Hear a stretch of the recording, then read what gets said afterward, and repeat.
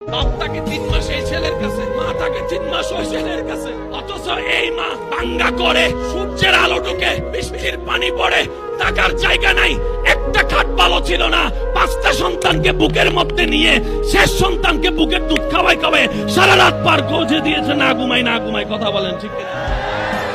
একজন মা 6টা সন্তান রাখতে পারছে, 6টা ছেলে, একটা মা রাখতে পারে না, এর চেয়ে বড় অবাক আমরা কি হতে পারি?